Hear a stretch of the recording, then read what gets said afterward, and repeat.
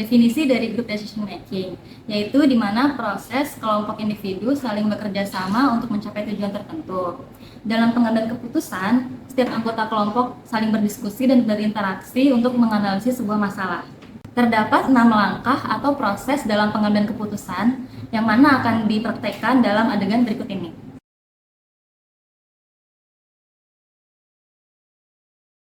Selamat pagi semuanya. Pagi, Pak. Mungkin kita bisa langsung mulai aja ya. Seperti yang kita tahu, akhir-akhir ini offline kita sedang sepi dan itu sangat berpengaruh pada penjualan produk kita. Iya, menurut pengalaman saya juga memang penurunan produk kita ini udah terjadi di beberapa bulan terakhir sih. Jadi kita kayak harus memahami apa sih yang terjadi di otak kita ini. Jadi sekarang kita tentukan saja, hari ini kita akan membahas strategi untuk peningkatan penjualan es kopi kita. Dan pertama-tama kita memang harus mengidentifikasi masalah-masalah apa saja yang kita hadapi. Ya, setuju Pak. Karena kalau saya perhatiin itu banyak coffee shop itu yang punya variasi-variasi baru Pak. Menu baru gitu kan. Nah betul, menurut saya juga kita harus punya ide yang lebih menarik untuk lebih menarik pelanggan, juga untuk membedakan produk kita juga dengan pesaingnya. Menurut kalian ada masalah lain nggak sih? Selain itu, saya juga mendengarkan beberapa feedback dari pelanggan bahwa harga menu kita tuh terlalu tinggi dibandingkan pesaing-pesaing kita. Selain itu juga sih kayaknya saya juga dapat informasi bahwa kayaknya tuh beberapa pelanggan itu mengeluhkan soal parkir sih. Mereka agak susah mendapatkan parkir karena lahan itu terlalu sempit juga.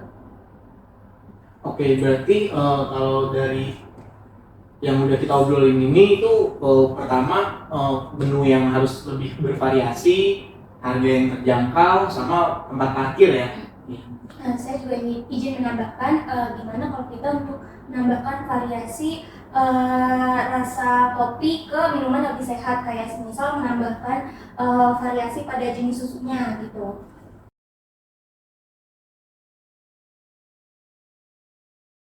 Sekarang saatnya untuk kita mengumpulkan informasi yang kita butuhkan untuk mengatasi masalah penjualan. Apa sumber informasi yang kita bisa gunakan? Kalau saya pikir sih kita bisa mulai dari mengumpulkan hasil survei dari pelanggan kita. Nah itu tuh nanti bisa mencakup preferensi pelanggan, terus juga ada kita bisa melihat alasan-alasan mereka kenapa sih lebih memilih produk pesaing dibanding produk kita, dan juga kita bisa mengetahui gimana mereka tuh apa sih yang diharapkan dari produk es kopi yang kita miliki sekarang. Ide bagus. Selain itu kita juga bisa melihat tren penjualan kita beberapa bulan sebelumnya, mengidentifikasi dan melihat produk mana yang paling laris atau yang kurang laris gitu.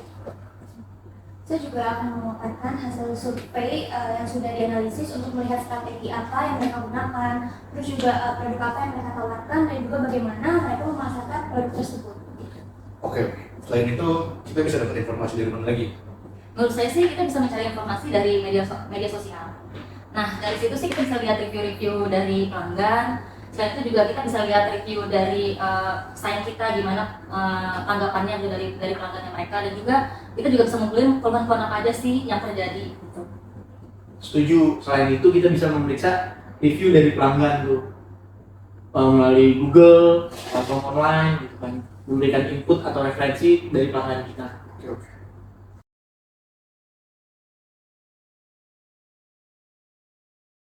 Sekarang saatnya kita membagi informasi yang kita kumpulkan dan mengidentifikasi beberapa langkah yang perlu kita ambil ke depan.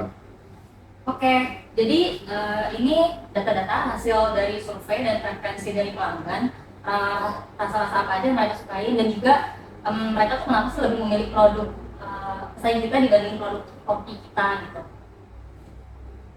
Dan ini saya juga udah menyiapkan data tren penjualan kita yang bagus tuh di produk apa. Selain itu faktor-faktor yang mempengaruhi penurunan penjualan es kopi kita ini. Oke, selanjutnya juga saya ada data analisis yang sudah kita analisis dari produk pesaing kita, yang tercapai strategi apa yang mereka lakukan, juga produk apa yang mereka tawarkan, juga bagaimana mereka memasarkan produknya. Oke. Good job, Tim. Terima kasih atas datanya. Jadi menurut kalian apa yang harus kita lakukan selanjutnya? Oke, jadi kayaknya sih kita harus cari kesamaan dan pola apa aja yang muncul dari beberapa informasi yang kita kumpulkan ini. Setelah itu kita bisa memprioritaskan langkah-langkah apa aja yang harus kita lakuin buat kedepannya. Nah, kita juga harus mempertimbangkan setiap anggota tim untuk mengimplementasikan setiap strategi yang akan kita lakukan.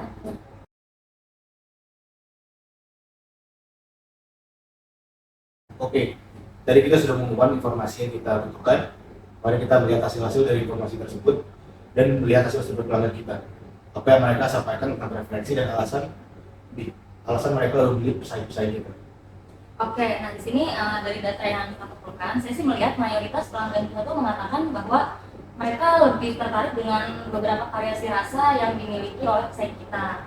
Nah, selain itu juga ada beberapa yang mengeluhkan bahwa harga itu terlalu mahal gitu. Jadi kayaknya faktor ini tuh bisa kita pertimbangkan lagi gitu. Betul. Jadi tampaknya pesaing kita itu berhasil menarik pelanggan dari variasi rasa yang beragam, terus juga harga yang lebih terjangkau. Kita harus mempertimbangkan tuh opsi hal tersebut untuk jadi strategi kita ke depannya nanti. Baik. Kalau gitu kita lihat dari data penjualan kita, apa yang kita bisa identifikasi dari data penjualan kita tersebut? Dari data menunjukkan Pak bahwa penjualan es kopi kita ini mengalami penurunan yang lumayan signifikan selama 3 bulan terakhir, terutama varian rasa alpukat yang sepertinya tidak terlalu diminati sama pelanggan. Nah, iya betul tuh. Selain itu juga kita belum memiliki inovasi baru pada produk kita. Nah, itu bisa menjadi alasan mengapa minat pelanggan menurun, Pak. Oke, kalau berdasarkan data dari pesaing kita bagaimana? Kalau berdasarkan analisis yang telah saya ambil, itu pesaing kita menawarkan variasi rasa yang lebih beragam, termasuk pilihan es kopi yang bergula dan juga organik. Mereka juga mempromosikan pengalaman pelanggan untuk melalui pemasaran yang efektif gitu Pak. Jadi kesimpulannya kita harus memperluas varian bahan produk dan menyediakan varian-varian susu lainnya ya. Karena kalau kita lihat itu dari coffee shop zaman sekarang banyak menunjukkan dari varian susu ya, seperti susu almond milk, oat milk, atau soy milk. Itu menjadi strategi yang cukup menarik buat saya. Setuju sih Pak, karena selain itu kita bisa juga membuat semacam event atau live musik atau art gallery edukasi terkait pembuatan kopi itu bakalan lebih bisa menarik. Ya, selanjutnya juga kita bisa lihat sih dari review-review yang ada di sosial media gitu ya. Di sana kita bisa lihat keluhan-keluhan apa aja sih yang terjadi, dan kayaknya juga memang kita harus mengidentifikasi terkait harga itu tadi sih Pak. Menurut saya strateginya kita bisa memberikan beberapa promo seperti buy to get one, atau di jam-jam tertentu kita bisa menambahkan diskon seperti 15%. Itu di 15% di hari tertentu ya, dan itu menurut saya akan menarik lebih banyak pengunjung ke tempat kita.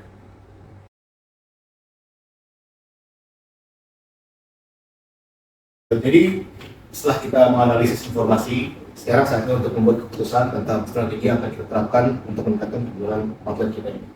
Kalau berdasarkan survei, kayaknya sih variasi rasa itu menjadi hal yang penting gitu ya. Saya rekomendasiin bahwa kayaknya outlet ini perlu ada perluasan beberapa rasa-rasa lagi deh yang kita sajikan untuk pelanggan. Setuju. Selain itu berdasarkan data penjualan, kita kayaknya perlu review ulang dari rasa alpukat yang udah ada, karena emang kurang diminati banget sama customer sih. Dalam data analisis pesaing juga kita bisa melihat bahwa mereka menawarkan variasi rasa yang lebih beragam, termasuk pilihan es kopi rendah gula dan juga organik. Kayaknya kita perlu mengikuti tren ini dan menambahkan variasi rasa yang lebih inovatif. Oke sih, saya setuju dengan saran kalian. Selain itu pendapat saya juga kita harus meningkatkan servis di tempat kita agar lebih efisiensi dan lebih cepat. Dan selain itu untuk meminimalisirkan kejadian-kejadian lain, kita harus juga menyediakan valet servis di lokasi tersebut untuk menghapuskan masalah parkiran di tempat kita ini. Kalau dalam hal pemasaran, kalau saya pikir sih kita harus ada strategi ya untuk media sosial gitu. Jadi nanti dari media sosial itu kita bisa pasang promo, ataupun kita bisa juga melakukan iklan berbayar untuk mendapatkan potensial pelanggan yang baru gitu. Jadi kesimpulannya kita akan menambahkan variasi rasa, terus juga meninjau kembali produk yang laris, terus juga menawarkan pilihan jenis susu, terus juga meningkatkan layanan pelanggan, dan juga mengembangkan strategi pemasaran yang kuat. Baik kan, kalau kayak gitu kan kita sudah membuat keputusan yang jelas nih. Sekarang mari kita tindak lanjuti dan kita mengatur jadwal untuk mengimplementasinya dan memastikan bahwa strategi ini akan berjalan dengan baik. Nah, selanjutnya apakah kita perlu ada mengukur keberhasilan dari strategi yang mau kita lakukan ini? Itu pasti nanti kita perlu memantau perkembangan penjualan, terus feedback dari pelanggan itu seperti apa, dan mengukur sejauh mana strategi kita ini berhasil untuk meningkatkan penjualan es kopi kita ini. Nah, setuju dengan mengukur dan mengevaluasi hasil, kita dapat membuat penyesuaian jika diperlukan dan terus meningkatkan strategi kita.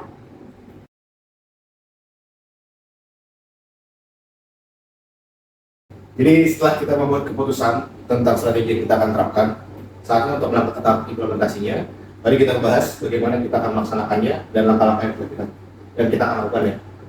Oke, salah satu langkah yang udah kita obrolin tadi itu kan untuk memperluas variasi rasa dari es kopi kita. Nah, selanjutnya sih saya akan coba hubungin stakeholder kita untuk membantu proses ini. Saya pribadi akan mengambil tanggung jawab untuk meninjau ulang produk-produk yang tidak laris. Saya akan melakukan analisis mendalam terhadap produk-produk tersebut, mencari tahu apa yang tidak berjalan sesuai rencana dan mengusulkan perubahan yang perlu dilakukan nanti. Oke, kalau saya akan bertanggung jawab untuk memperkenalkan pilihan beberapa jenis susu yang akan dihadirkan, terus juga saya juga akan handle event yang akan diadakan, dan juga saya mengkomunikasikan penambahan ini kepada tim outlet seperti barista agar dapat menawarkan penambahan produk ini kepada pelanggan. Oke, dari semua masukannya itu sangat bagus dan saya akan memimpin upaya peningkatan pelayanan kita dan saya akan berkomunikasi dengan tim pelayanan agar menyusun pelatihan tambahan yang diperlukan untuk meningkatkan proses respon dan servis kepada pelanggan kita agar semua pelanggan kita itu mendapatkan hasil yang memuaskan saat bermain ke outlet kita ya. Selain itu, saya juga akan mengembangkan iklan dan promosi-promosi yang ada di sosial media secara lebih efektif lagi. Nah, nanti kan ada inovasi baru. Jadi dari situ pelanggan kita akan lebih familiar dengan produk-produk yang akan kita sediakan di tempat.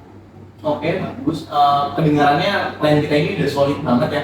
Namun kita juga harus memastikan bahwa kita perlu mengukur dan mengevaluasi strategi yang sudah kita buat ini secara teratur. Kita bisa membuat catatan tentang peningkatan penjualan nantinya, terus feedback dari pelanggan seperti apa, sama respon terhadap perubahan yang kita lakuin ini akan membantu nggak?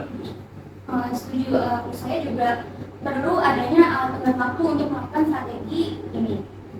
Saya pikir itu akan baik untuk memastikan bahwa kita fokus dan terorganisir.